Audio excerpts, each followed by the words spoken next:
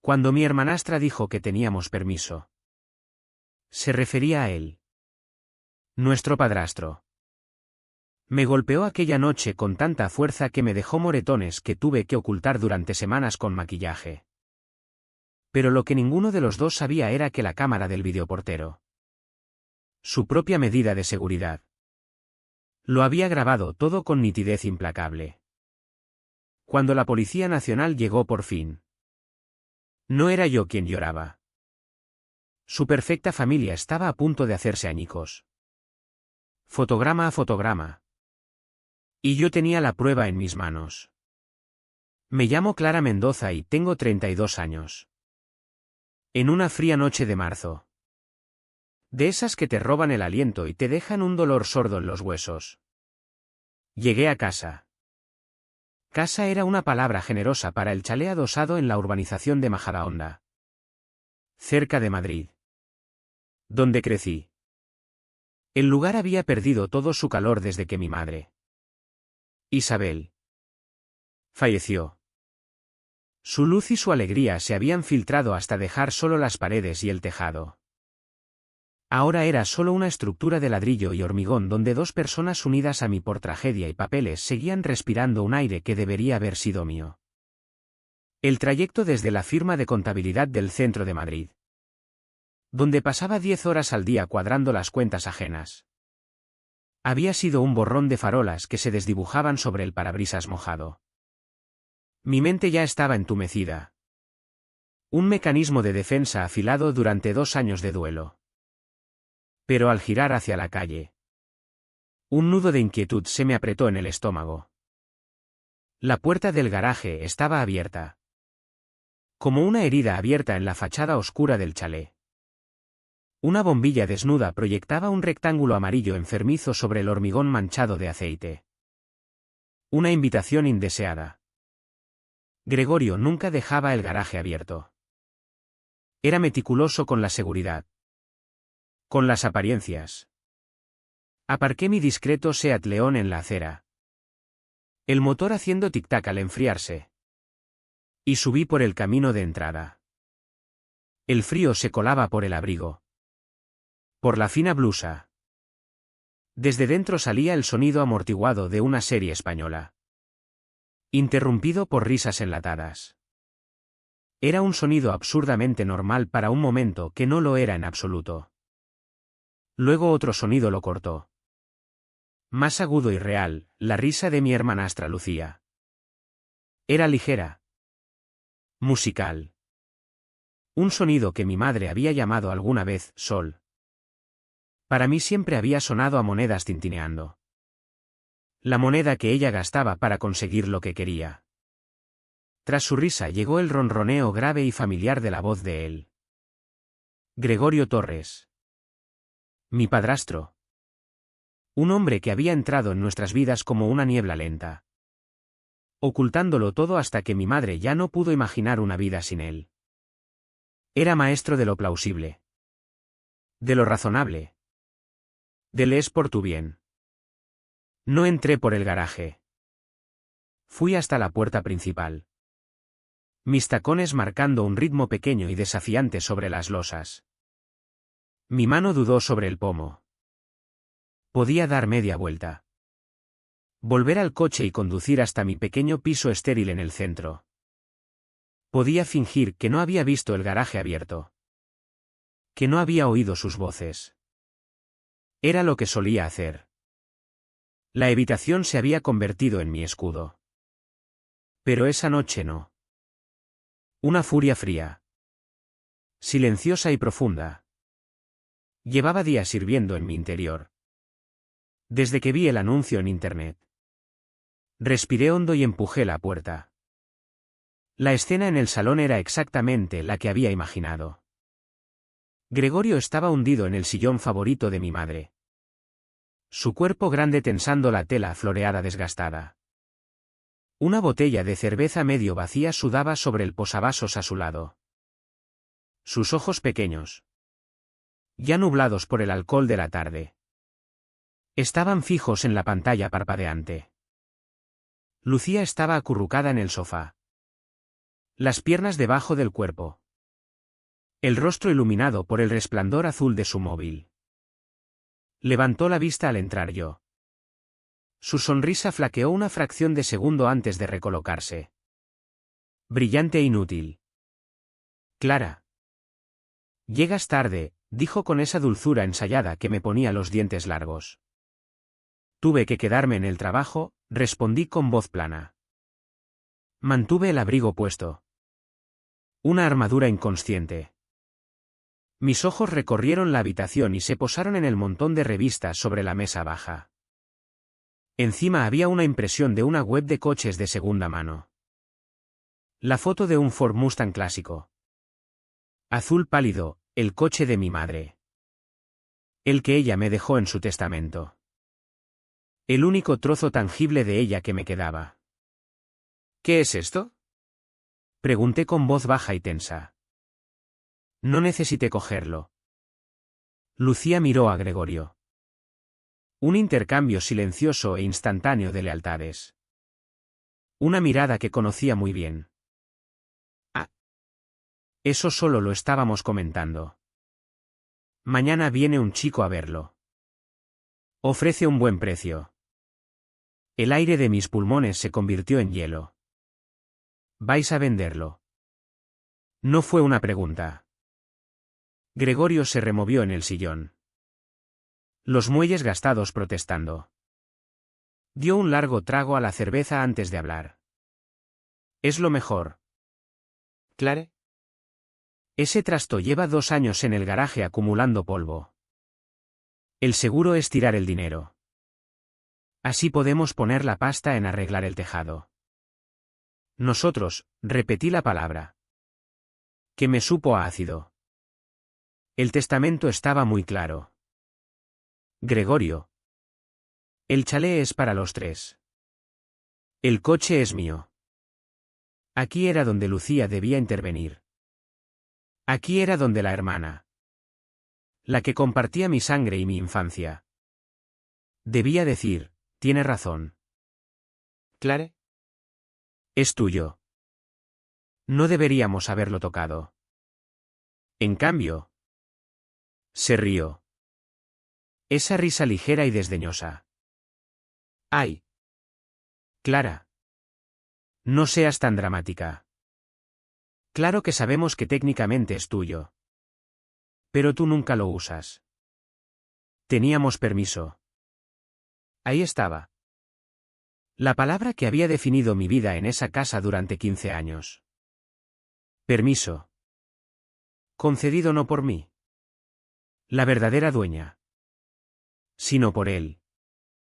El usurpador. ¿Permiso de quién? La desafié. Clavando mi mirada en la suya. ¿No hace falta preguntar? Yo ya se lo pedí, asintió hacia Gregorio. Gregorio dijo que estaba bien. Somos una familia. Tomamos decisiones juntos.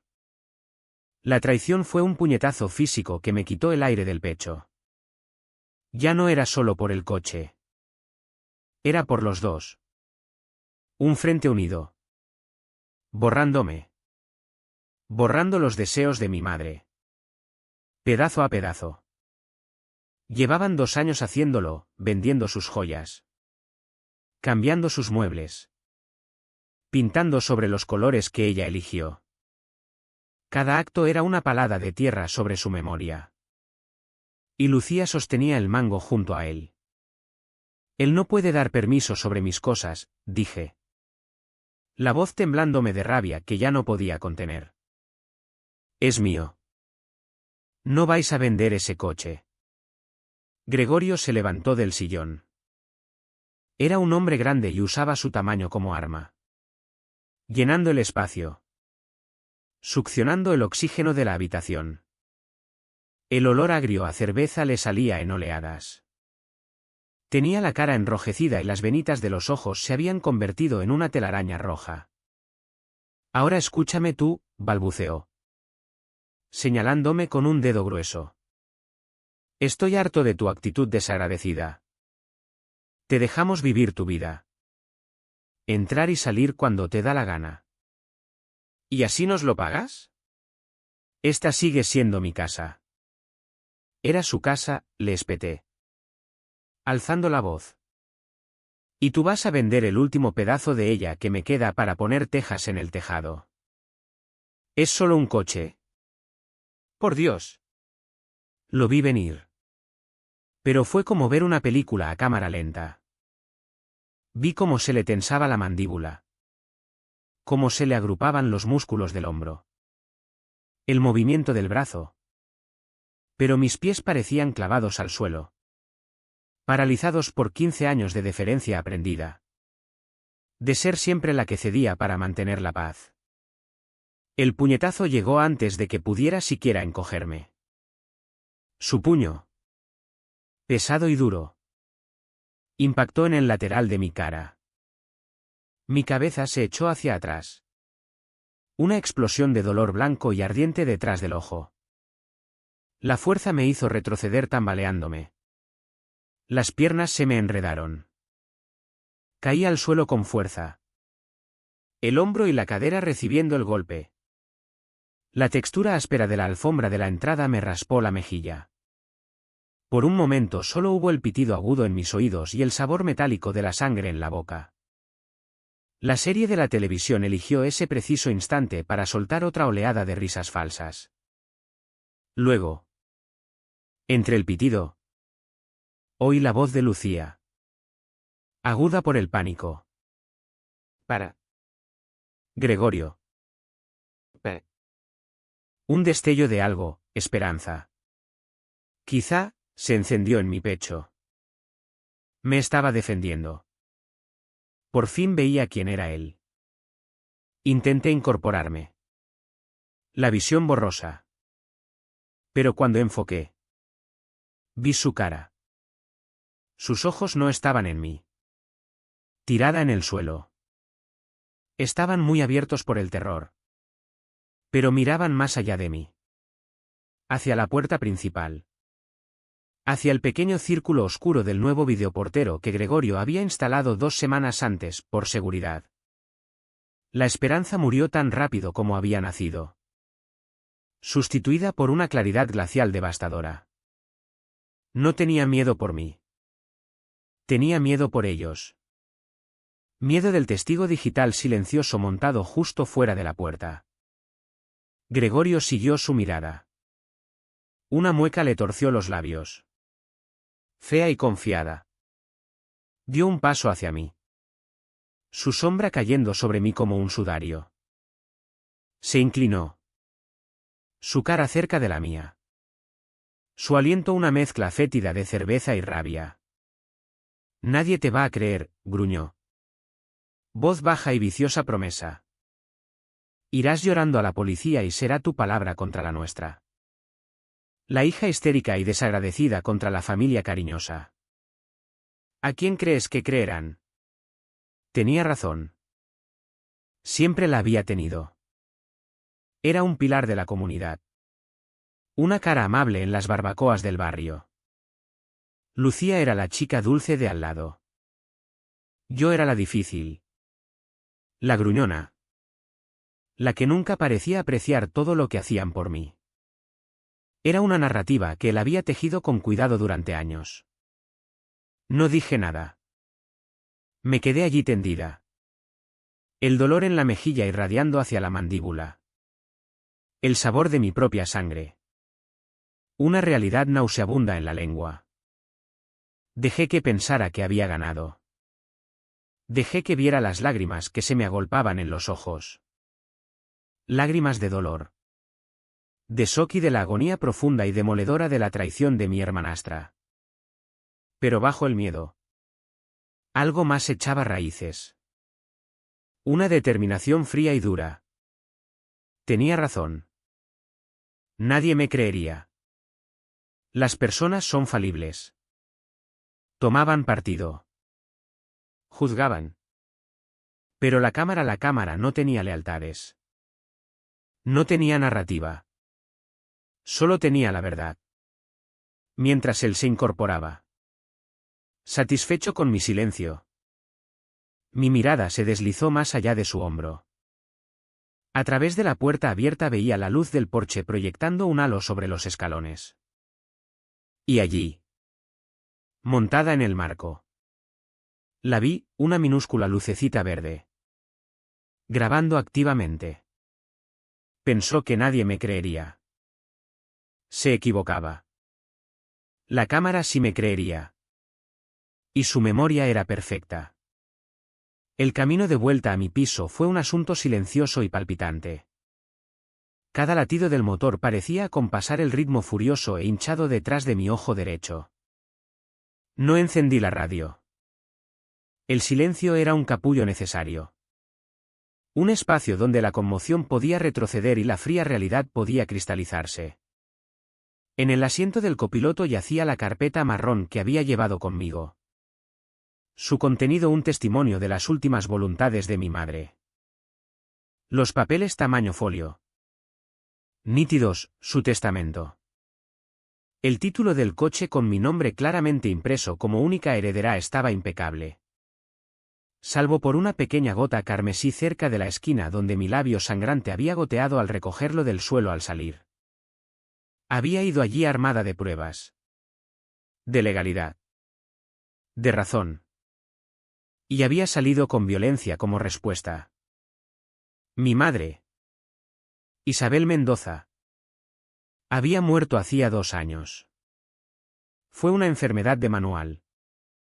De esas que roban a una persona vibrante pedazo a pedazo. Dejando a la familia mirando. Impotente. Dejó 2 cosas de valor material, el modesto chalet de 4 dormitorios en Majadahonda y una póliza de vida en Mafre que resultó más pequeña de lo que nadie. Especialmente Gregorio. Esperaba. El chalet, especificó en su testamento, se mantendría en herencia compartida para los 3, yo, Lucía y Gregorio. Con el entendimiento de que seguiría siendo hogar mientras cualquiera de nosotros lo necesitara. Era una mujer que creía en la idea de familia. Incluso en una fracturada y remendada. Incluso cuando yo no podía. Gregorio Torres se había casado con ella cuando yo tenía 17. Lucía, su hija, tenía 14. Recuerdo el día que se mudaron. Mi padre se había ido 5 años antes y el chalet había sido un santuario tranquilo solo para mi madre y para mí. Luego llegó Gregorio con su risa estruendosa y el olor a colonia demasiado fuerte. Era director regional de ventas en una aseguradora mediana. Un hombre que hablaba en tópicos confiados y tenía un apretón de manos para cada ocasión. Mi madre, sola y desgastada, lo vio como una segunda oportunidad. Yo lo vi como un invasor. Lucía llegó como su avanzadilla. Una chica envuelta en un barniz de sol y cortesía. Era 3 años menor que yo. Un abismo en la adolescencia. Dominó el arte de ser querida con un instinto que rozaba lo depredador. Sabía halagar la comida de mi madre hasta hacerla brillar. Reírse de los chistes malos de Gregorio con la dosis justa de alegría genuina y mirarme con ojos inocentes y preguntar, ¿por qué siempre estás tan callada?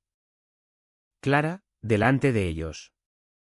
Presentando mi introspección como mal humor. Sus palabras siempre eran lo bastante dulces. Sus sonrisas lo bastante falsas como para que solo yo viera el cálculo detrás. Desde el principio me asignaron el papel de la desagradecida. Se convirtió en mi rasgo definitorio en su obra de teatro familiar.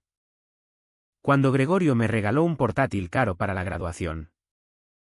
Mil gracias sincero y callado se encontró con su suspiro decepcionado. Esperaba que te emocionaras un poco más. Clara, decía mientras Lucía se deshacía en elogios al papel de regalo. Cuando cuestioné por qué movía los ahorros de mi madre a un fondo de inversión de alto riesgo que él gestionaba. No era prudente, era desagradecida con su expertise financiera. Yo era la nota discordante en su armonía familiar perfecta. La nube de tormenta en el sol de Lucía. Tras la muerte de mamá, la función alcanzó su cima. Gregorio era el viudo estoico. aceptando cazuelas de los vecinos con una sonrisa dolorida pero noble. Lucía era la hija devastada. Agarrada a su brazo en el funeral. Retrato de dolor juvenil. Yo solo estaba entumecida. En los días silenciosos que siguieron, Gregorio nos sentó a la mesa de la cocina, la misma donde mi madre me ayudaba con los deberes. Puso sus manos grandes y carnosas sobre las nuestras. Vuestra madre habría querido que siguiéramos unidos, dijo con voz gruesa de emoción ensayada. Este chalet es hogar para todos. Todos tenemos permiso para usarlo como propio. Para sentirnos cómodos aquí. Somos una familia. En la niebla de mi duelo quise creerle. Me aferré a esa palabra. Permiso. Como a un salvavidas. Permiso para sentirme segura. Permiso para llorar. Permiso para que por fin fuéramos de verdad una familia. Fui una ingenua. Ese permiso. Pronto aprendí. Era de sentido único. Era permiso para que ellos hicieran lo que les diera la gana. La erosión empezó despacio. Primero fue la colección de tazas antiguas de mi madre. Vendidas en un mercadillo. Solo acumulaban polvo. ¿Clara? Había canturreado Lucía cuando noté el estante vacío. Además, el dinero pagó el microondas nuevo.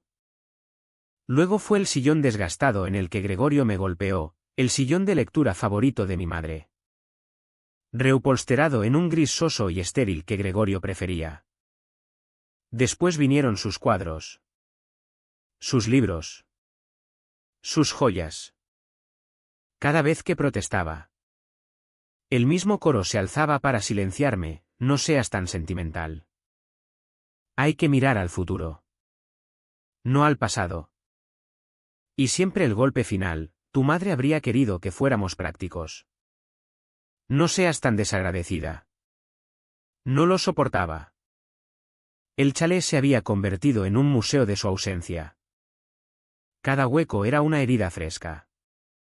Así que me mudé. Me volqué en mi carrera. Convertida en contable de una firma de seguros corporativos. Mi vida giraba en torno a números. Hojas de cálculo y la lógica limpia e indiscutible de un balance cuadrado. Era un mundo de reglas y consecuencias. Un contraste brutal con el paisaje emocional cambiante del reino de Gregorio y Lucía. Construí una vida que no pudieran tocar. En un piso pequeño y ordenado donde todo era mío y nadie podía vender mis recuerdos debajo de mis pies. Rara vez volvía al chalet de Majadahonda. Cada visita se sentía como allanamiento en mi propio pasado. Un pasado que ellos estaban demoliendo activamente. Pero el coche era distinto. El Ford Mustang 1968 era el orgullo de mi madre. Lo había comprado antes de conocer a Gregorio. Con su propio dinero. Era del color de un cielo de verano. Una pieza rugiente y hermosa de libertad. Olía a cuero viejo. Gasolina y el leve perfume que ella usaba. No era solo un objeto. Era el recipiente de 100 recuerdos, paseos dominicales con las ventanillas bajadas. Ella enseñándome a cambiar una rueda. Las dos cantando desafinadas por la radio camino de la playa. En su testamento había sido explícita: lo dejaba a mí y solo a mí. Era la única parte de su legado que Gregorio no podía tocar. Me enteré de que lo vendían por una amiga que me mandó una captura del anuncio en Wallapop. ¿El texto? Probablemente escrito por Lucía. Estaba lleno de exclamaciones alegres: belleza clásica busca nuevo hogar. Funciona genial. Un auténtico cabezagiros. La foto lo mostraba reluciente en la entrada. Preparado para lucir lo mejor posible. Se me cayó el estómago. Era una violación tan profunda. Tan descarada. Que por fin rompió el muro de evitación que había construido a mi alrededor. No era solo una decisión práctica. Era un borrador. Entonces supe que tenía que volver. No iba a buscar pelea. Era contable. Una mujer de documentos y pruebas.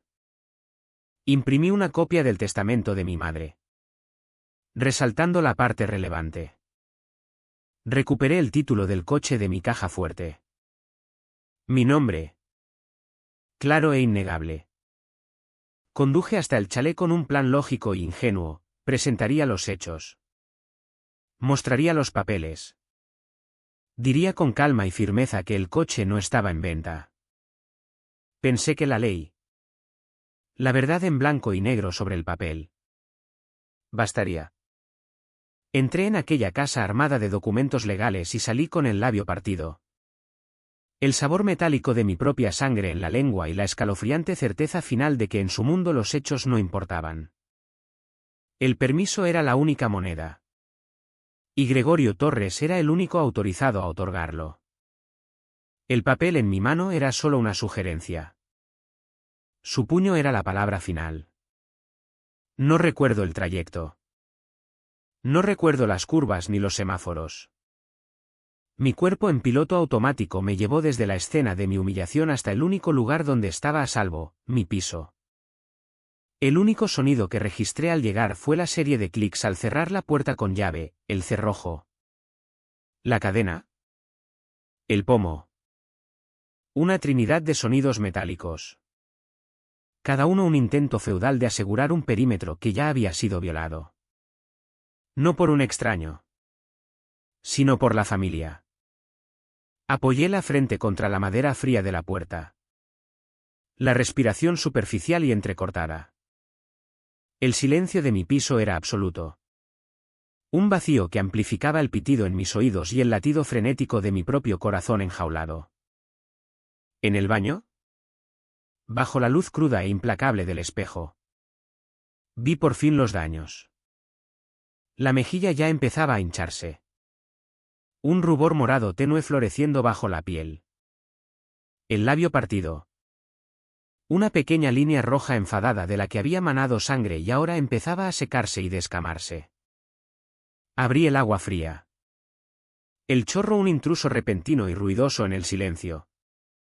Y me di toquecitos con un paño húmedo en la boca. Hice una mueca al escocer. Miré mi reflejo. A la extraña que me devolvía la mirada con mis ojos. Su cara estaba pálida. La expresión vaciada por el shock. Durante años había visto en el espejo a una mujer callada. Reservada. Quizá un poco triste. Una mujer que mantenía la paz. Esa noche vi a una víctima. Y una rabia tan fría y tan profunda que parecía menos una emoción y más una formación geológica empezó a tomar forma dentro de mí. Sentada en el borde del sofá. El paño ensangrentado en la mano. La noche empezó a reproducirse en mi mente. No como un borrón caótico, sino con la claridad aterradora de una grabación en alta definición. La vi en fotogramas secuenciales distintos. Fotograma 1. El resplandor amarillo enfermizo de la luz del porche proyectando sombras largas y distorsionadas en la entrada. La luz atrapando las motas de polvo danzando en el aire. Una tormenta silenciosa y arremolinada. Fotograma 2. El sonido de la puerta principal cerrándose detrás de mí. Un clic suave que me había sellado dentro con ellos. Un sonido que había sido promesa de hogar pero que en realidad era el cierre de una trampa. Fotograma 3. El impacto. La explosión de dolor y luz detrás de mis ojos. Las fibras sintéticas ásperas de la alfombra contra mi mejilla. Y luego la parte que importaba. Recordé el tirón nauseabundo en el cuero cabelludo. Un dolor tan agudo y específico que me dieron ganas de vomitar cuando Gregorio me levantó del pelo. Por un momento mi mundo fue solo su gruñido de esfuerzo y la agonía cegadora. Me estaba arrastrando hacia la puerta. Con intención de tirarme fuera como basura. En ese momento, suspendida en su agarre, vi a mi hermanastra Lucía. Su cara una máscara de miedo pálido y egoísta. Tenía la mano sobre la boca. Los ojos fijos en la puerta. Y oí su voz. Un susurro frenético y desesperado. Cada sílaba grabada en mi memoria. Llamará a alguien. No para. Le estás haciendo daño. No para. Esto está mal. Una súplica nacida de pura supervivencia egoísta. No estaba preocupada por mis huesos rotos, sino por su coartada rota. La respuesta de Gregorio fue un siseo bajo. El sonido de una serpiente confiada en su veneno. No lo hará. Nunca lo hace. Era la verdad más cruel que había oído jamás. Tenía razón. Yo era la chica que nunca montaba una escena. La hija que tragaba injusticias para evitar una pelea. Mi silencio había sido mi escudo durante tanto tiempo. Pero vi en ese momento que también había sido mi jaula. Le había enseñado que tenía permiso para hacer cualquier cosa porque yo nunca. Jamás. Lo contaría. Me empujó entonces con fuerza hacia la puerta abierta. Mis manos salieron disparadas para sujetarme contra el marco y mi cara quedó a centímetros del nuevo videoportero. Era un rectángulo negro elegante. El tipo de gadget que Gregorio adoraba. Lo había instalado él mismo 2 semanas antes. Presumiendo de su detección de movimiento y visión nocturna. Por nuestra seguridad. Había declarado. Como si la mayor amenaza para el chalet viniera de fuera. Y mientras me miraba a mí misma. La respiración entrecortada en un sollozo. Lo vi. Una minúscula luz LED verde casi imperceptible en la cara del aparato parpadeó una vez. Un guiño silencioso. Estaba viva. Estaba mirando. Estaba grabando. En el caos de mi salida. Agarrando las llaves y la carpeta manchada de sangre. Aquella lucecita verde parpadeante fue el único pensamiento claro en mi cabeza. Una pequeña estrella electrónica de Belén. Señalando el camino no hacia la salvación, sino hacia la retribución. De vuelta en mi piso. El pensamiento se solidificó de esperanza desesperada a plan concreto. Gregorio era una criatura de hábitos y pereza. Cuando instaló la nueva cámara, sabía exactamente cómo lo habría hecho. La habría conectado a la red wifi del chalet. La misma red que yo seguía pagando. Era un antiguo acuerdo de domiciliación en mi tarjeta de crédito. Creado años atrás cuando mi madre estaba enferma y yo gestionaba sus finanzas.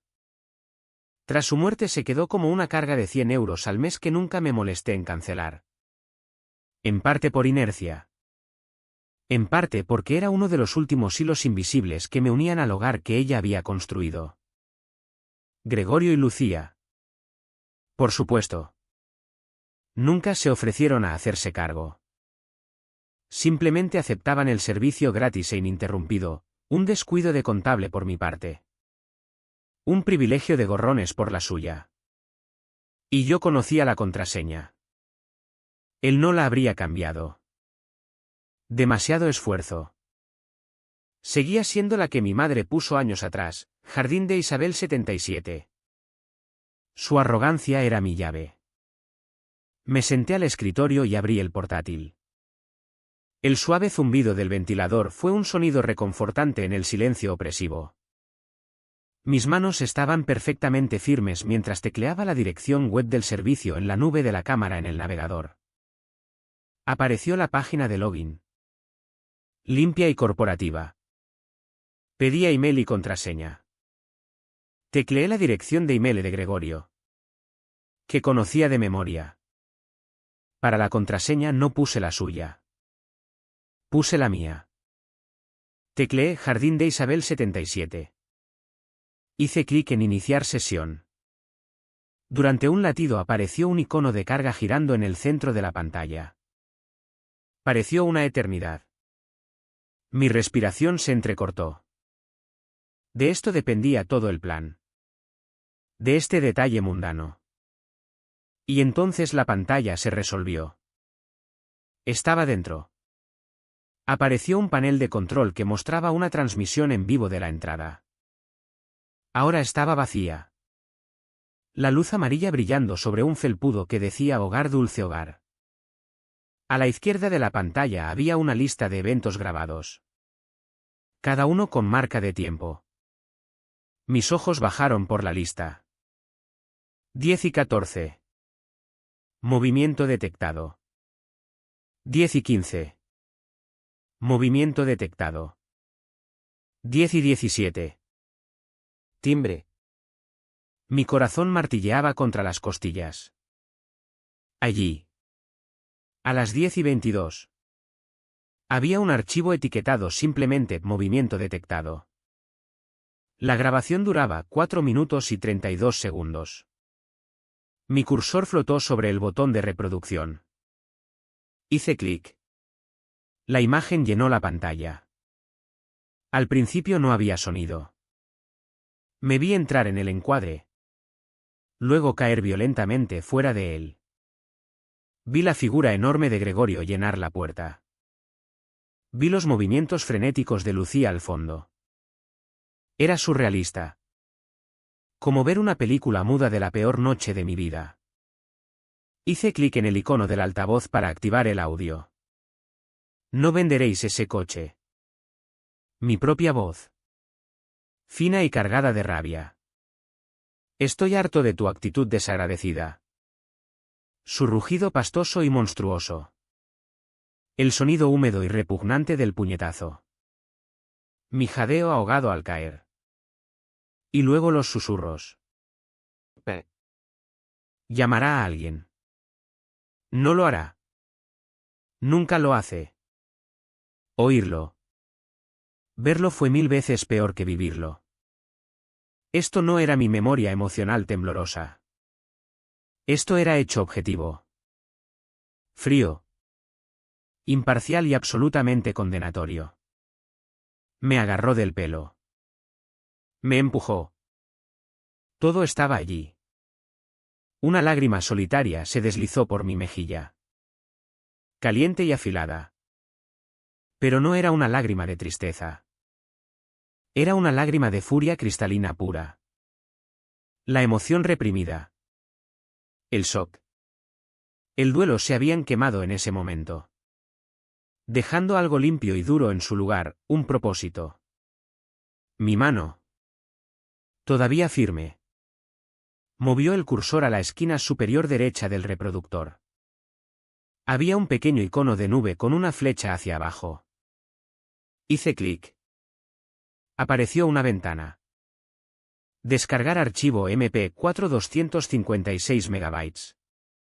Hice clic en aceptar. Vi la barra azul de progreso avanzar por la pantalla. Era lo más hermoso que había visto nunca. Los datos. Sus datos. Salían de su nube a través de la internet que yo pagaba y entraban en un archivo en mi máquina. Cuando terminó, no lo dejé en la carpeta de descargas. Lo arrastré al escritorio. Lo renombré prueba MP4. Luego lo copié a un pendrive. Subí otra copia a mi propia nube encriptada personal. Redundancia, lo primero que te enseñan en contabilidad. Nunca confíes en un solo libro mayor. Cuando terminé, me recosté en la silla y miré la pequeña miniatura en la pantalla. Una imagen congelada de su cara contorsionada y furiosa. Se había acabado. La parte de mí que lloraba. Que se encogía. Que esperaba una familia que nunca existiría había muerto. Había muerto en el suelo de aquella entrada. La mujer que quedaba era contable. Y estaba allí para cuadrar las cuentas. La mañana siguiente desperté a un mundo exactamente igual y, sin embargo, irrevocablemente distinto. El sol proyectaba las mismas rayas pálidas en el suelo de mi dormitorio. La ciudad zumbaba con el mismo tráfico distante e indiferente. Pero cuando me miré en el espejo, El moretón incipiente en la mejilla era un testimonio oscuro y violento de que mi mundo había girado sobre su eje. Latía con un dolor sordo y persistente. Recordatorio físico de mi nueva realidad. Sin embargo, dentro, donde debería haber habido una tormenta de lágrimas y terror, había una calma extraña e inquietante.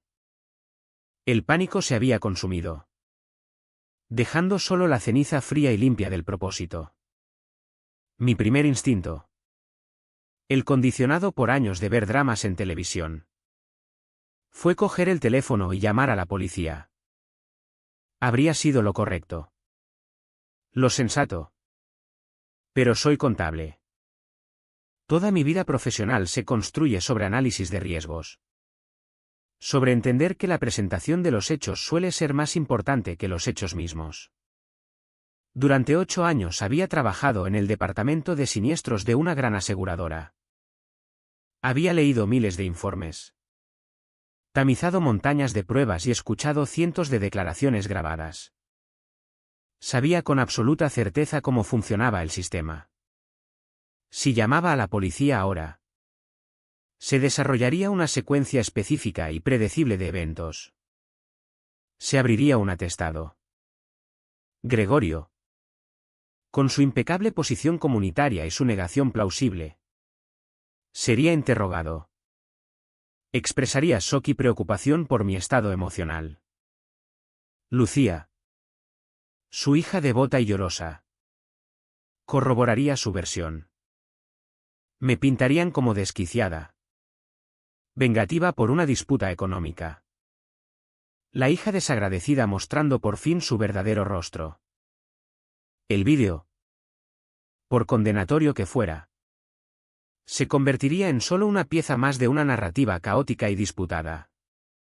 Contrataría un buen abogado que argumentaría que las imágenes estaban sacadas de contexto. Que había sido una discusión familiar que se fue de las manos. Diseccionarían mi vida. Mis motivaciones. Mi carácter. La justicia podría llegar eventualmente. Pero sería una guerra sangrienta y prolongada de desgaste. Y yo sería su principal víctima. Mi trauma se convertiría en expediente público.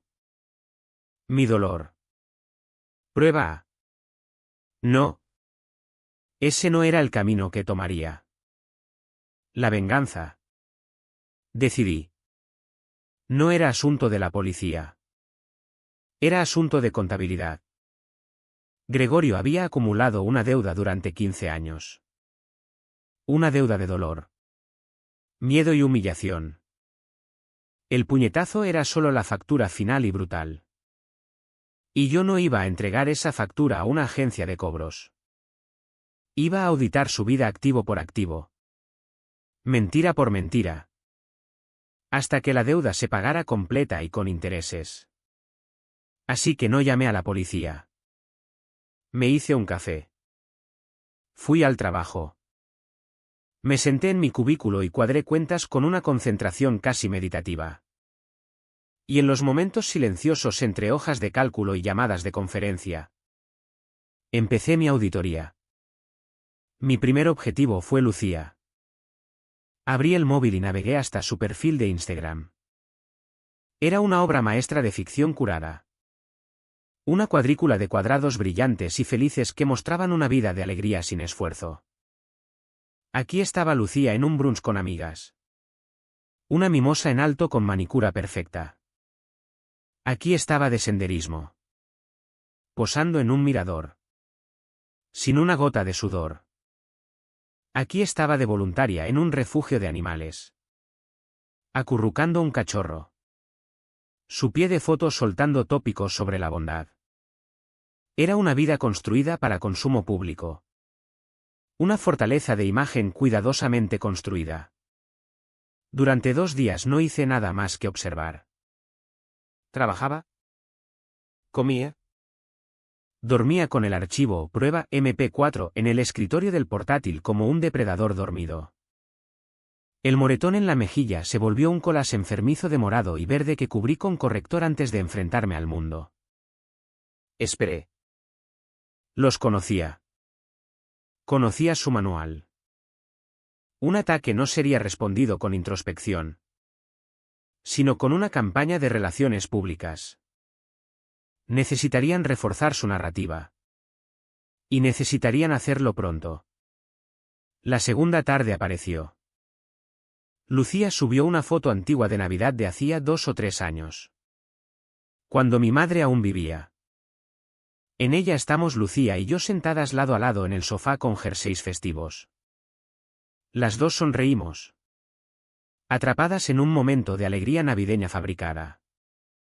Era una buena foto. Elegida con ojo de estratega. Gritaba normalidad. Susurraba lazos fraternales. Era una mentira completa y absoluta. Y luego estaba el pie de foto. Obra maestra de guerra pasivo-agresiva, la familia siempre gana. Miré la frase. El alegre corazón rojo que la seguía. Era una declaración.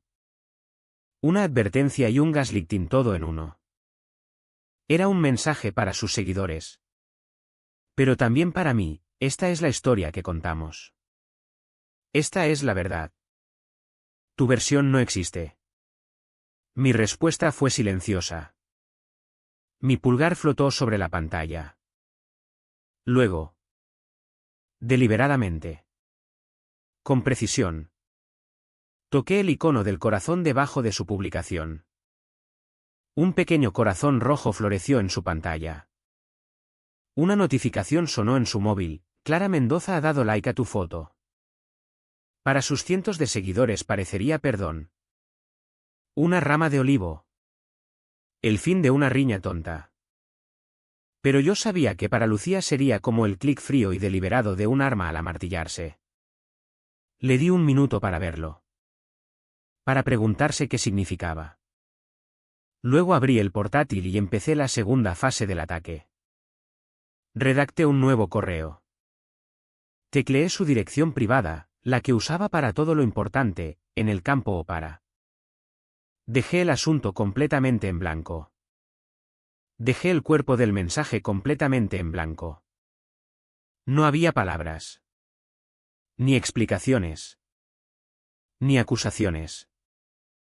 Las palabras se pueden discutir. Debatir. Torcer. No iba a darle palabras. Hice clic en el icono del clip. Adjunté el archivo. Prueba MP4. Mi cursor flotó sobre el botón de enviar. Este era el punto de no retorno. Era la primera piedra lanzada. La que empezaría la avalancha. Mi corazón martilleaba en el pecho. Contrapunto frenético a mi calma helada. Hice clic en enviar. El correo se fue. Cerré el portátil y dejé el móvil sobre la mesa de centro. Pantalla hacia arriba. No tuve que esperar mucho. El esquema había previsto 3 minutos. Tardó 90 segundos. Mi móvil se iluminó. Vibrando agresivamente contra la madera.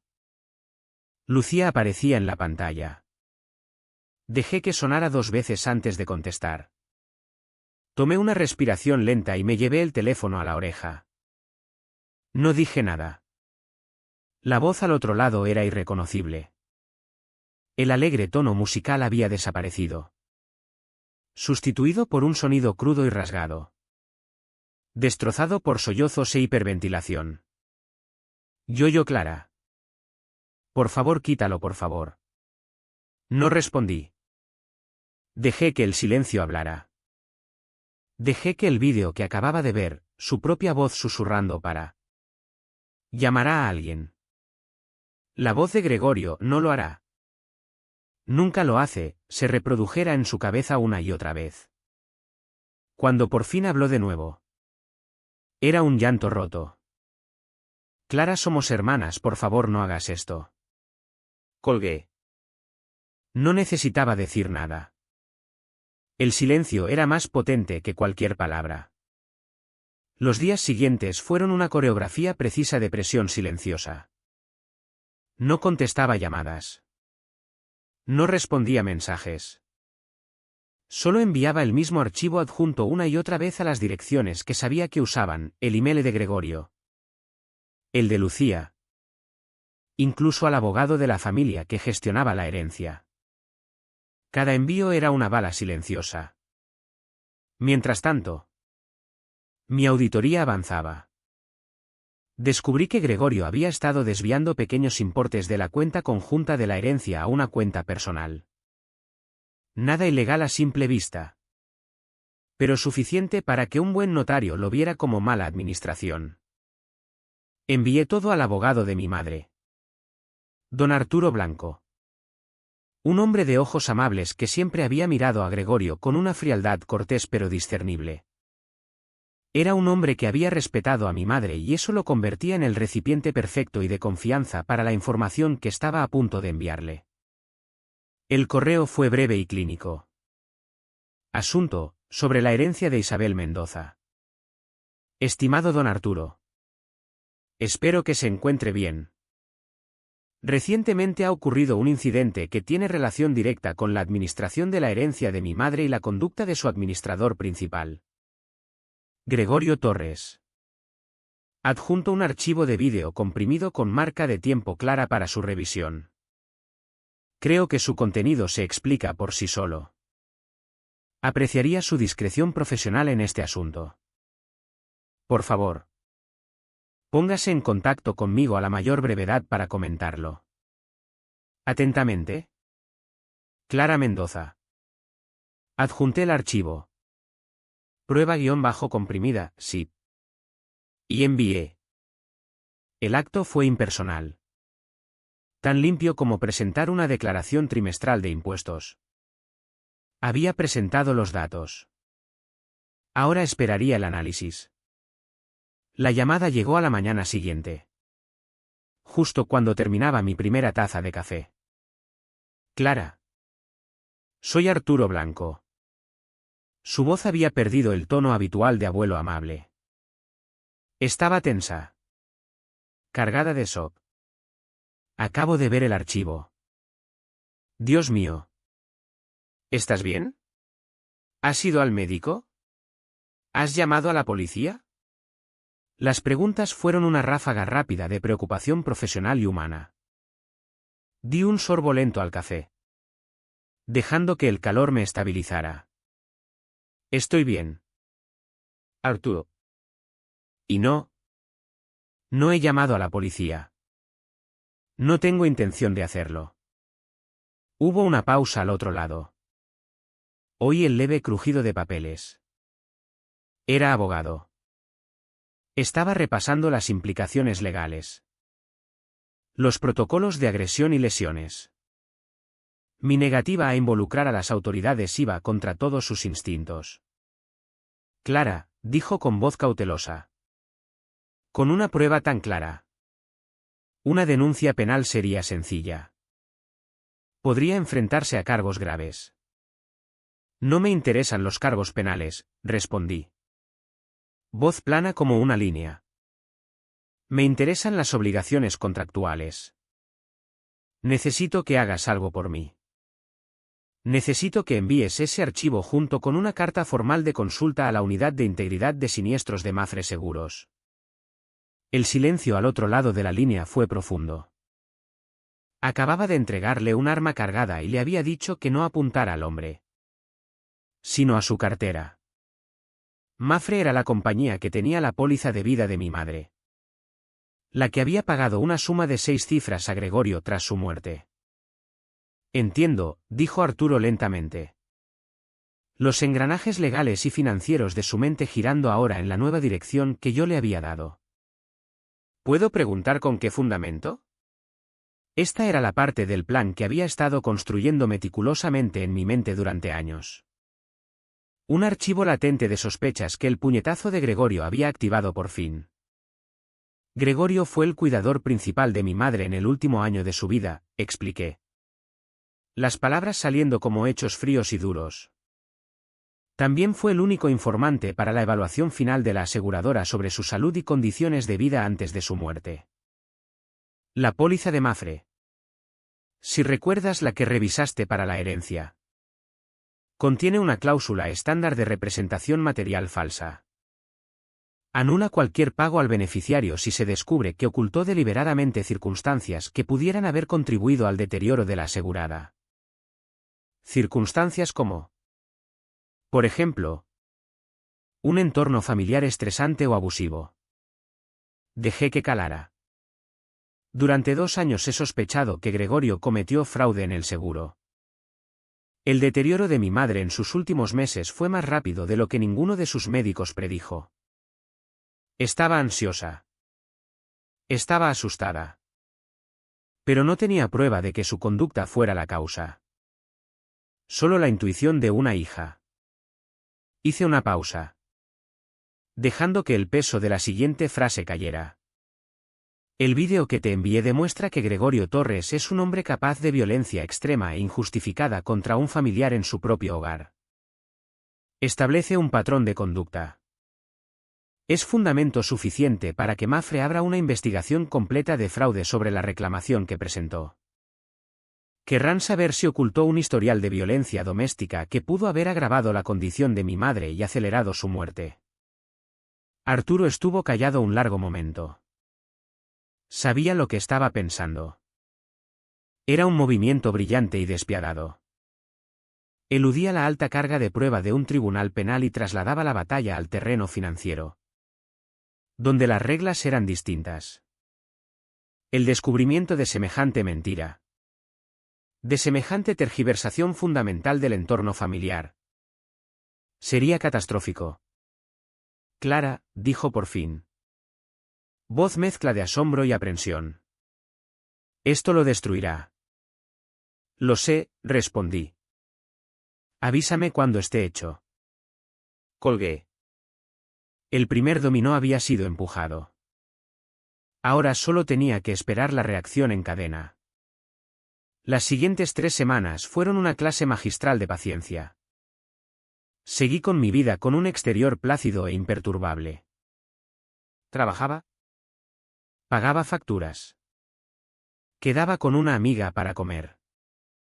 Todo el tiempo era consciente de la guerra silenciosa e invisible que había lanzado.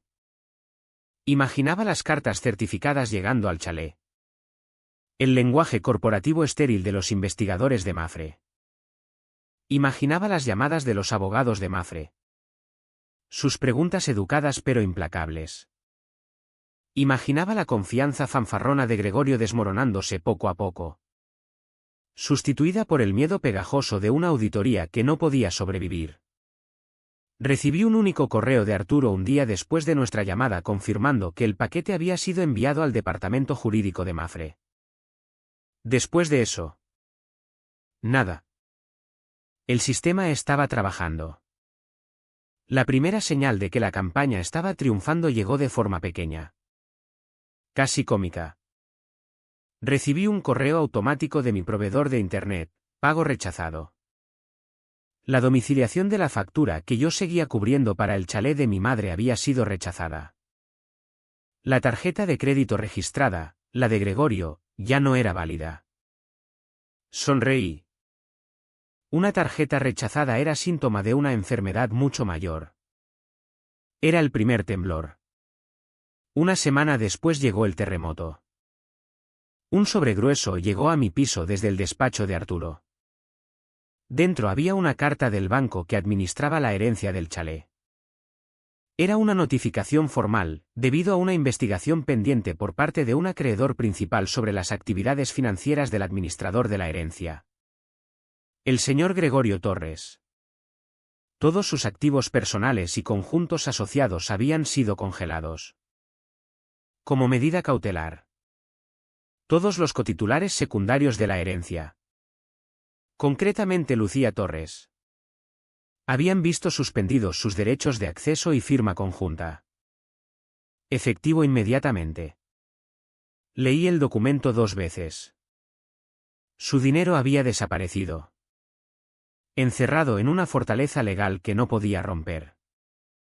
Lucía, su cómplice, había sido despojada de su poder. Ya no era socia en su empresa doméstica. Solo era una chica viviendo en un chalet sobre el que ya no tenía ningún control. Estaban atrapados. Su movilidad financiera cortada de raíz. Doblé la carta con cuidado y la dejé sobre mi escritorio junto al portátil. Había dejado que la ley, los estatutos fríos e imparciales de las finanzas y los contratos hicieran el trabajo pesado. Había vuelto la propia profesión de Gregorio contra él, usando su lógica implacable para desmantelar su vida. Pero sabía que esto no era el final. Esta era la parte impersonal de la guerra. El bombardeo estratégico de su infraestructura. La última parte de la deuda aún tenía que cobrarse. Esa parte requería un toque más personal. El sistema había hecho su trabajo. Ahora me tocaba a mí. El mes siguiente fue una serie de detonaciones controladas y constantes. Mi vida seguía su ritmo plácido y ordenado. Un contraste brutal con el caos que sabía que se estaba desatando al otro lado de la ciudad. No los contacté.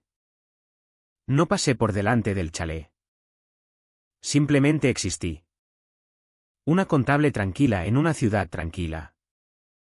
Mientras los sistemas legales y financieros que había puesto en marcha empezaban a desmantelar sistemáticamente la vida de Gregorio Torres. El silencio desde su lado era absoluto. El tipo de silencio que precede al derrumbe de un edificio. Era el silencio de abogados consultados. De intentos frenéticos y fallidos de descongelar activos. De una toma de conciencia aterradora de que no había salida. La fase pública empezó no con un estruendo, sino con un enlace. Una compañera de trabajo. Una mujer que vivía en Majadahonda. Me reenvió un enlace a un artículo en la web de noticias local. El asunto del correo decía, ¿no es este tu padrastro? Hice clic. El titular era crudo. Desprovisto de florituras periodísticas. Y por eso mismo más brutal, es directivo de seguros bajo investigación por fraude y presunta agresión. Leí el artículo con una calma lenta y deliberada. Mi café enfriándose intacto a mi lado. Era una obra maestra de lenguaje cuidadoso y legalmente revisado. Nombraba a Gregorio Torres. Residente de larga duración y exdirector regional de ventas en Mafre. Como sujeto de dos investigaciones separadas pero relacionadas. La primera, iniciada por su antigua empresa, concernía alegaciones de representación material falsa y posible fraude relacionado con una reclamación de póliza de vida presentada 2 años antes. La segunda era un desarrollo más reciente, una investigación oficial de la Policía Nacional de Madrid por una alegación de agresión doméstica. El artículo era vago en los detalles, citando la naturaleza en curso de las investigaciones. Pero la última frase fue la que me dibujó una sonrisa fina y fría en los labios. La identidad de la denunciante en ambos asuntos se mantiene en reserva por el momento. Había sido desollado públicamente y nadie sabía quién sostenía el cuchillo. Su carrera había terminado. El artículo mencionaba que había sido despedido de su puesto en Mafre. Una frase corporativa estéril para ser expulsado en desgracia. Su reputación como hombre sólido y fiable de la comunidad ahora estaba manchada permanentemente con las feas palabras fraude y agresión. Ya no era el vecino afable. El profesional confiado. Era un titular. Un ejemplo. El sistema. Como había predicho. Había empezado a alimentarse a sí mismo. La aseguradora. En su prisa por distanciarse de un empleado fraudulento y violento. Probablemente había alertado a las autoridades sobre el vídeo para cubrir su propia responsabilidad. Gregorio había construido su vida sobre una base de respetabilidad percibida. Y con un solo correo yo había convertido esa base en polvo. El primer procedimiento oficial no fue un juicio penal, sino una vista civil. Era una petición presentada por Arturo Blanco en nombre de la herencia de mi madre para que Gregorio fuera formal y permanentemente removido como administrador. Era un asunto seco y procedimental. Pero era la primera vez que los vería desde aquella noche en el salón. Pedí la tarde libre en el trabajo y conduje hasta el juzgado de Madrid. Un edificio beige anodino que olía a papel viejo y café rancio. Me senté en la última fila de la pequeña sala revestida de madera. Solo era otra cara anónima en la galería pública. Una observadora. Luego entraron ellos. Gregorio parecía un hombre que había envejecido una década en un mes. Su paso confiado habitual había desaparecido, sustituido por un andar arrastrado y derrotado. Su traje, antaño símbolo de autoridad, ahora parecía mal ajustado y barato. Su cara estaba hinchada. Los ojos inyectados en sangre y moviéndose por la sala con expresión acosada. Me vio y durante una fracción de segundo un destello de odio puro e indiluido brilló en sus ojos antes de apartar la mirada rápidamente. Lucía lo seguía como un espectro. Era un esbozo de su yo anterior. Pálida y delgada. Su energía brillante y confiada completamente extinguida. Se estaba ahogando en las consecuencias de las acciones de él. Una pasajera en un coche que él había conducido por un precipicio. Nunca miró en mi dirección. Mantuvo los ojos fijos en el suelo como si las respuestas a su vida destrozada estuvieran escritas allí en el linóleo rayado. Empezaron los trámites. Un zumbido de jerga legal y mociones procedimentales. El abogado de Gregorio. Un hombre nervioso que parecía fuera de su elemento. Hizo una serie de argumentos débiles sobre el largo papel de su cliente como administrador. Luego le tocó a Arturo Blanco. Señoría, empezó Arturo. Voz calmada y firme. La herencia sostiene que el señor Torres ha demostrado una conducta fundamentalmente incompatible con los deberes fiduciarios de un administrador. Con ese fin, quisiéramos presentar una breve prueba a la sala. Es un archivo de vídeo recuperado del sistema de seguridad de la propiedad en cuestión. Un oficial del juzgado acercó un gran monitor de televisión al frente de la sala. Una energía nerviosa recorrió la sala. Gregorio se tensó en su silla. Los nudillos blancos donde agarraba el borde de la mesa. Arturo insertó el pendrive. La pantalla cobró vida y allí estaba, la entrada del chalet de mi madre. Iluminada en el resplandor granuloso y etéreo de la visión nocturna de la cámara. La imagen era cruda. Blanco y negro. Como una escena de película de terror.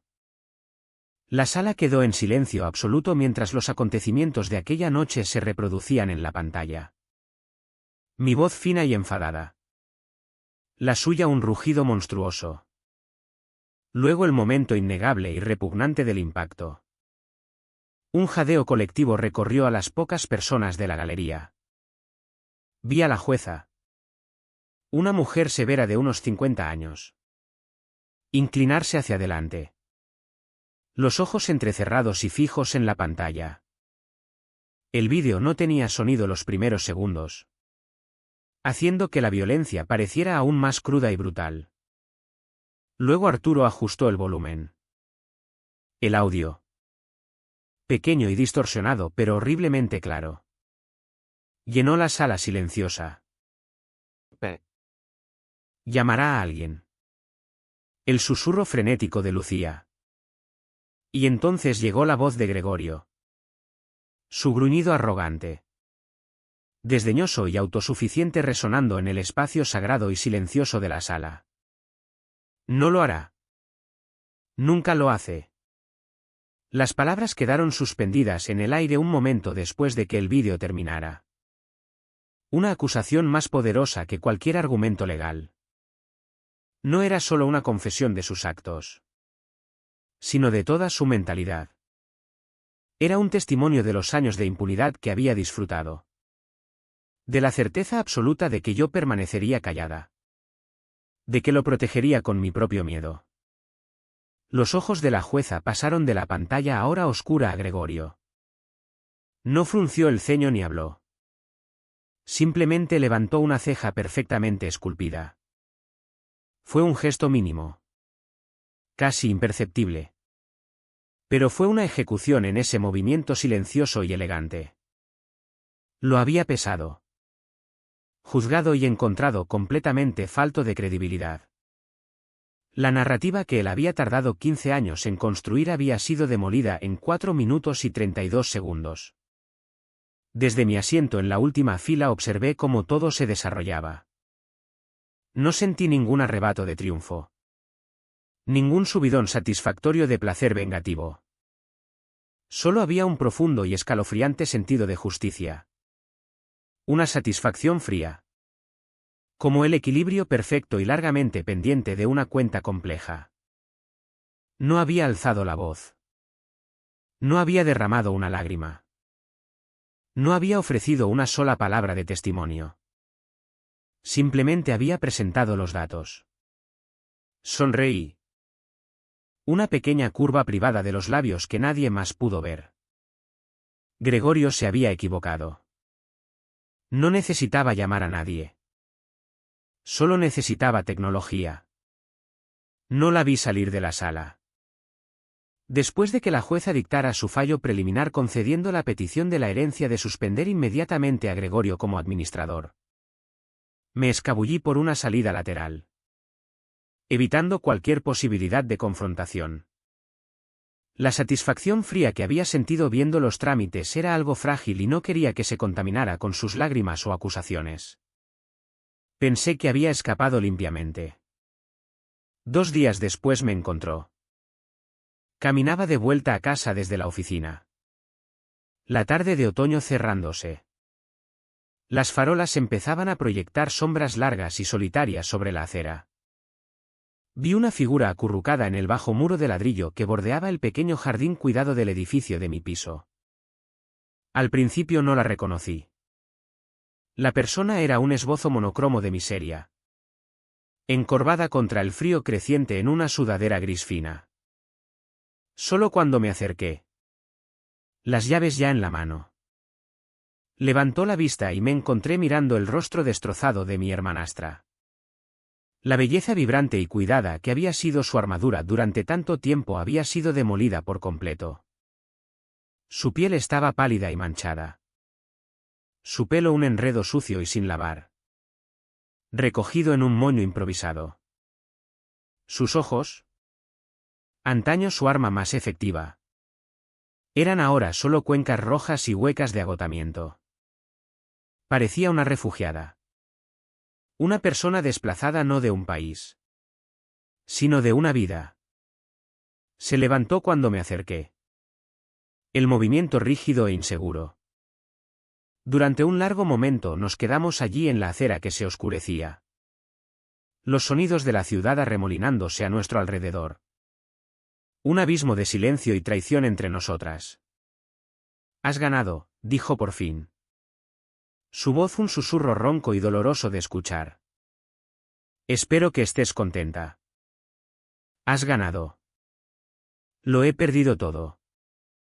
Las palabras pretendían ser una acusación. Un último dardo amargo lanzado en mi dirección. Pero cayeron con un golpe sordo. No había victoria en esto. Solo escombros. Miré a esta persona rota delante de mí. Esta chica que había sido mi hermanastra. Y sentí una profunda y dolorosa fatiga instalarse en mis huesos. Nadie gana en esto. Lucía, respondí.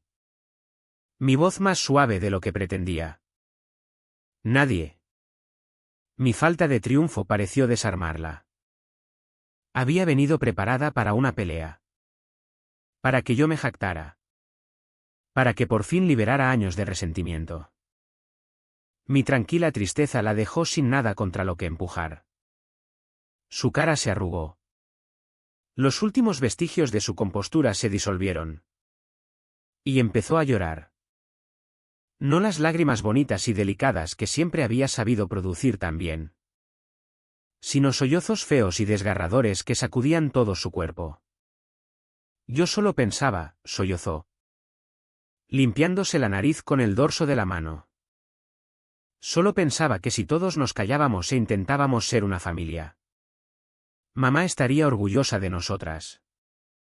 El sentimiento era tan infantil, tan grotescamente retorcido que un destello del viejo enfado caliente me recorrió.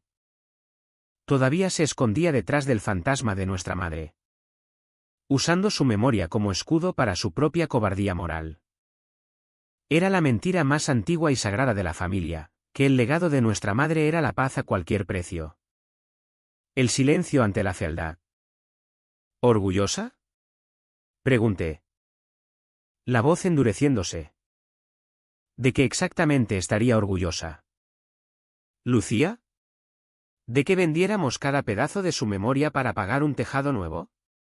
¿De que dejáramos que él convirtiera su hogar en su reino? ¿Estaría orgullosa de que le dejáramos pegarme? La última pregunta la golpeó como un puñetazo físico. Se encogió. Los sollozos se le atragantaron en la garganta. Me miró entonces.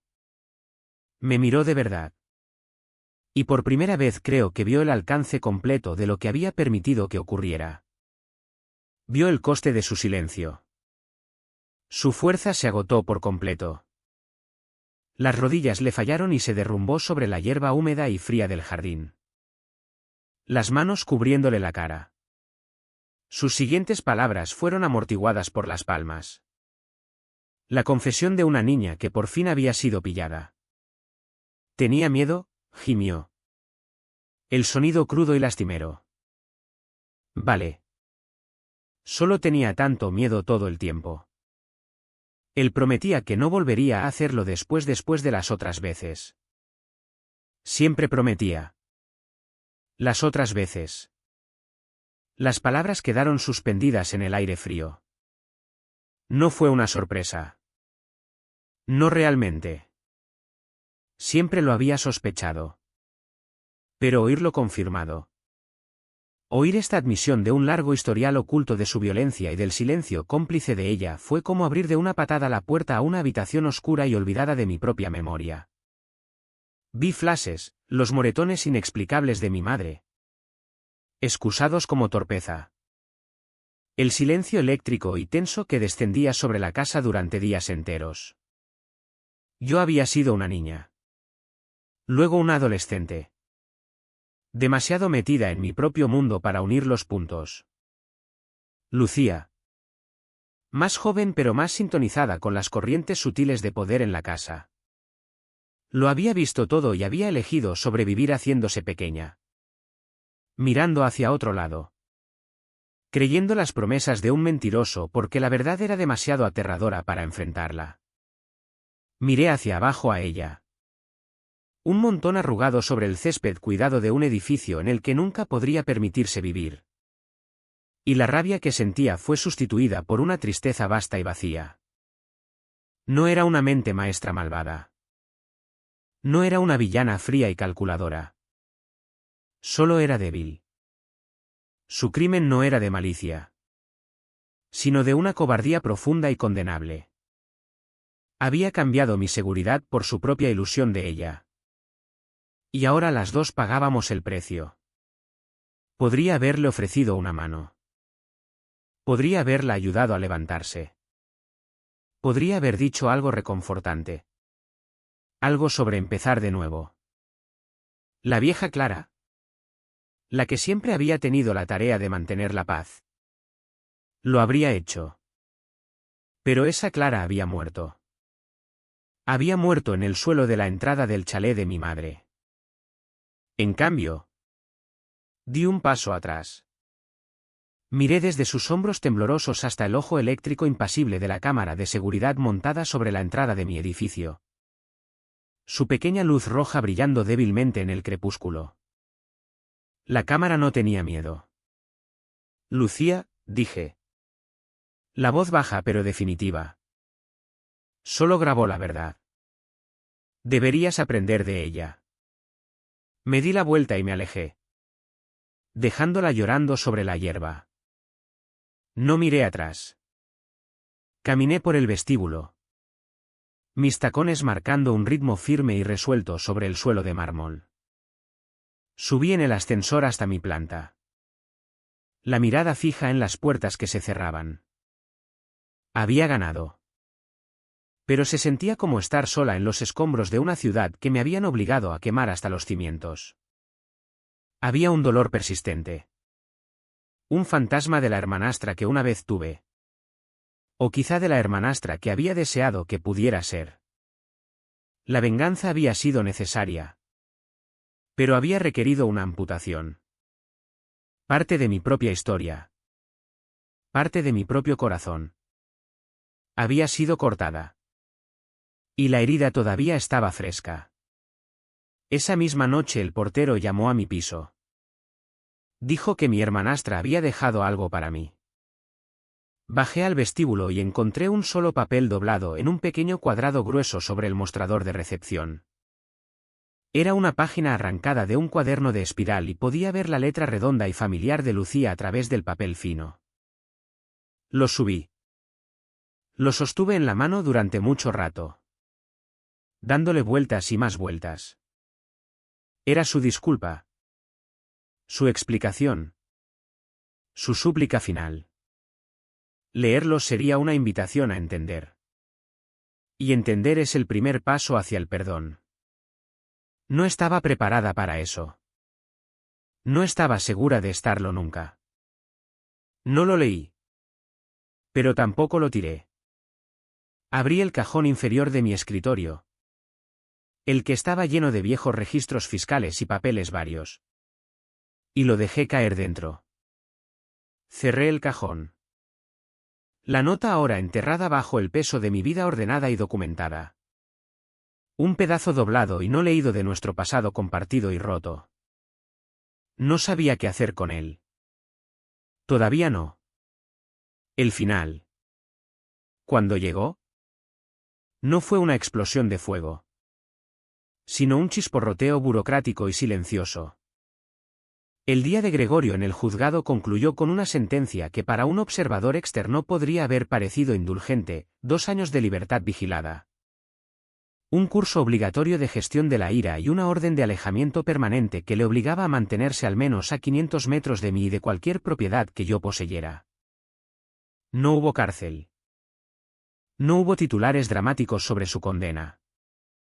Pero yo, que había estudiado al hombre durante 15 años, sabía que esto no era una victoria para él.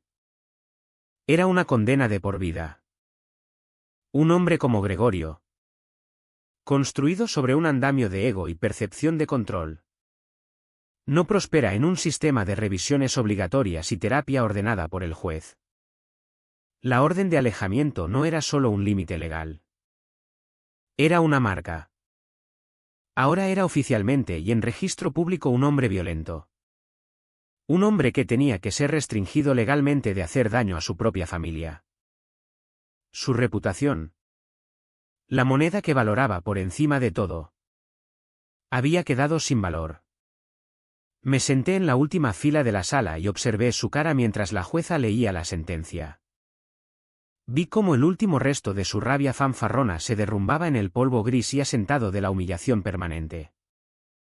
Ya no era un monstruo al que temer, sino solo un perro patético atado con correa. La última pieza de la transferencia ocurrió una semana después en la tranquila sala de conferencias revestida de caoba del despacho de Arturo Blanco. Fue la última vez que vi a Lucía. Se sentó al otro lado de la enorme mesa pulida frente a mí. Un notario entre nosotras como árbitro. No me miró. Era una versión hueca de sí misma. Sus movimientos lentos y mecánicos. Arturo deslizó los documentos delante de ella. Una serie de escrituras de renuncia y renuncias legales que firmarían su herencia. Su parte del chalet. Su último vínculo con la vida que había conocido. Cogió el bolígrafo. La mano temblándole ligeramente. El único sonido en la sala fue el rasgueo suave de la punta sobre el papel grueso y formal mientras firmaba su nombre una y otra vez con cada firma. Se estaba borrando a sí misma del legado de mi madre. Cuando terminó, empujó los documentos de vuelta sobre la mesa sin una palabra. Se levantó y salió de la sala y de mi vida. Armada con un nuevo juego de llaves y un archivo de papeles legales que me declaraban única propietaria del número 128 de la calle de la urbanización en Majadahonda. Conduje hasta el chalet. Aparqué en la acera exactamente como aquella noche que parecía una vida atrás. El chalet parecía más pequeño. Más triste. La pintura se descascarillaba en tiras finas de la barandilla del porche y los parterres que mi madre había cuidado con tanto esmero estaban ahogados de malas hierbas. Apoyado contra la pared lateral del garaje. Descolorido y descascarillado por el sol y la lluvia. Estaba el endeble cartel de "Se vende" que habían puesto para el Mustang de mi madre. Era un monumento patético a su codicia. El primer dominó en su propia destrucción. Subí por el camino. Mi llave deslizándose en la cerradura con un clic limpio y satisfactorio. Empujé la puerta. El aire dentro era denso y rancio. Olía a polvo y desuso. Los muebles seguían allí, cubiertos por un fino sudario gris. Un museo de una familia que había implosionado. La luz del sol, espesa con motas de polvo danzantes, entraba por las ventanas sucias, iluminando el silencio. Mis pasos resonaban en los suelos de madera mientras caminaba por las habitaciones vacías. La mano rozando las superficies polvorientas. Esto era un barco fantasma. Y yo era su única pasajera superviviente. Llegué al salón y me detuve. Miré el sillón floreado donde él se había sentado y el sofá desgastado donde mi madre me había leído. Donde Lucía había mentido. Donde toda mi vida había sido definida por los papeles que me asignaron. Lentamente. Me acerqué al sofá y me senté. Los viejos muelles protestando bajo mi peso. Coloqué el portátil en el cojín a mi lado y levanté la pantalla. El resplandor brillante y moderno de la pantalla de inicio era un contraste brutal con la habitación oscura y decadente que me rodeaba. Abrí el archivo de vídeo. Prueba MP4. Sabía que sería la última vez que lo vería nunca. No necesité ver todo. No necesité ver el puñetazo ni la caída. Avancé rápido. Las imágenes borrosas pasando hasta que encontré el momento exacto que buscaba. Pulsé reproducir. La luz de la pantalla parpadeó sobre mi cara en el crepúsculo creciente. Mi expresión plácida. Mi foco absoluto. El audio siseaba desde los pequeños altavoces del portátil. Las voces pequeñas pero claras en la casa silenciosa. El susurro frenético de Lucía llenó la habitación. Un fantasma de su yo anterior. Llamará a alguien. Pausé el vídeo en la imagen granulosa en blanco y negro de la puerta principal. La luz del porche. Un halo borroso e indistinto. Usando el simple software de edición de vídeo del portátil. Empecé a recortar el archivo. Corté el principio. El medio. El final. Corté su voz. Mi voz. El sonido del impacto. Estirpé quirúrgicamente todo excepto aquel fragmento de 4 segundos. Todo lo que quedaba era la advertencia frenética y egoísta de Lucía. La banda sonora de su propia traición. Guardé el nuevo clip. Recordatorio, MP4. No lo guardé como arma contra ella. Mi guerra con Lucía había terminado. Ella había sido derrotada no por mi rabia, sino por el peso lento y aplastante de sus propias elecciones. No lo guardé para publicarlo ni para avergonzarla. Su propósito era enteramente para mí. Me recosté contra el sofá polvoriento. El portátil calentándome las piernas. Y miré el nuevo archivo más pequeño en el escritorio. Este pequeño trozo de datos era lo más importante que poseía. No era un registro de mi dolor. Era el certificado de nacimiento de mi fuerza. Era el momento preciso. Con marca de tiempo en alta definición. En que dejé de ser una víctima. En el segundo antes de ese clip. Yo era la persona a la que le pasaban cosas. Era la hija desagradecida. La hermana gruñona. La chica que nunca montaba una escena. La mujer que absorbía la violencia de los demás y lo llamaba paz. Pero en el segundo que siguió, mientras yacía en el suelo y vi aquella pequeña luz verde en la cámara, nació una persona distinta. Una persona que entendía el valor de la prueba. El poder de un plan bien ejecutado. Una persona que cobraba sus deudas. Este clip no era un recordatorio de lo que él me hizo o de lo que ella no hizo por mí. Era un recordatorio de lo que yo hice por mí misma. Era el sonido de mi propio devenir en la casa silenciosa y polvorienta de mi madre. Rodeada por los fantasmas de mi pasado.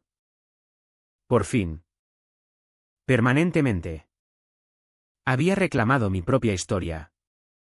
Y esa era la única venganza que de verdad importaba.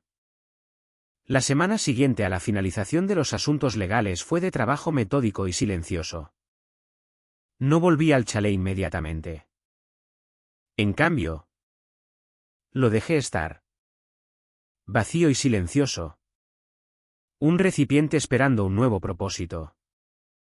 Los documentos legales estaban en un montón ordenado sobre mi escritorio. Testimonio de una guerra ganada no en un campo de batalla, sino en salas de conferencias y expedientes judiciales. Mi vida, que durante meses había sido un resorte tenso de estrategia y rabia reprimida, empezó a desenrollarse lentamente. No hubo euforia.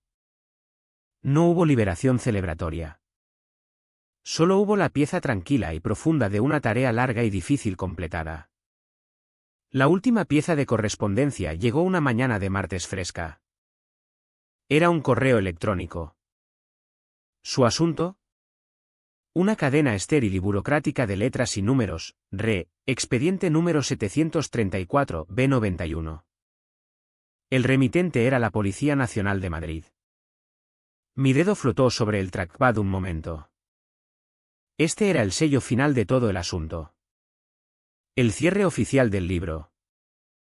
Hice clic para abrirlo. El correo era corto. Desprovisto de cualquier emoción humana. Tan crudo y eficiente como una lápida. A Clara Mendoza. De la detective R. Miller. Policía Nacional de Madrid. Asunto: expediente número 734-B91. Estimada señora Mendoza.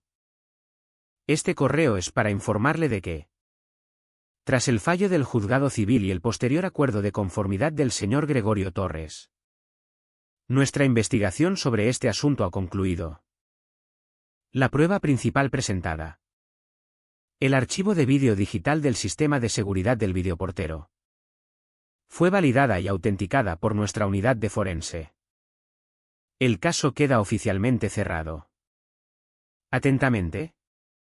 Detective R. Miller. Leí las palabras 3 veces. Imágenes de cámara validadas. Caso cerrado. Era tan sencillo. Tan anticlimático. Años de sufrimiento silencioso. Meses de guerra estratégica. Toda una vida de trauma familiar. Todo reducido a 2 frases declarativas en un correo oficial. No había poesía en ello. Solo había la fría, dura y hermosa finalidad de la verdad siendo reconocida oficialmente. No borré el correo. Lo imprimí. Vi la única hoja de papel salir de la impresora. La tinta negra todavía caliente sobre la página blanca y crujiente. Se sentía más real así. Un artefacto tangible de mi victoria. Aquella tarde conduje hasta el chalet.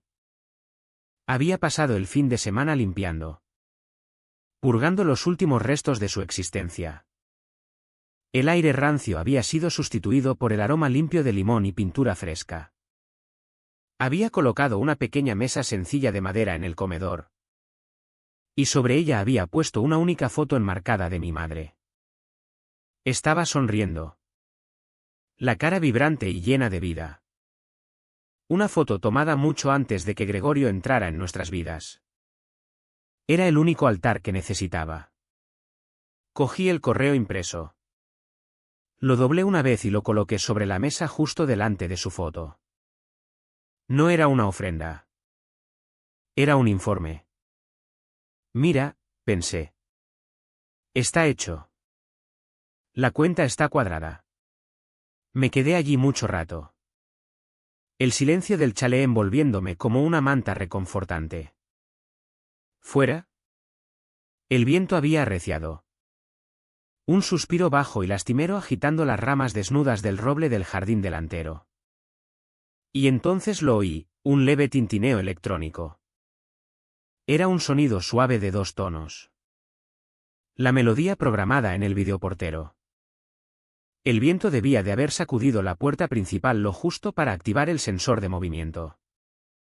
La pequeña voz electrónica. Que una vez había sido presagio de mi perdición. Ahora era solo un sonido. Un trozo de tecnología haciendo su trabajo. Una sonrisa lenta se extendió por mi cara. La primera sonrisa genuina y sin carga que sentía en años. Caminé hasta la puerta principal y la abrí, dejando que el aire fresco de la noche entrara. Miré el pequeño rectángulo negro montado en el marco. Su pequeño ojo verde brillando con firmeza en la oscuridad. Había sido su herramienta. Su símbolo de control. Su fortaleza. Lo había instalado para mantener el mundo fuera. Nunca imaginando que su mirada incesante apuntaba hacia adentro. Que se convertiría en testigo de su propia caída. Me incliné cerca. Mi aliento empañando el aire frío.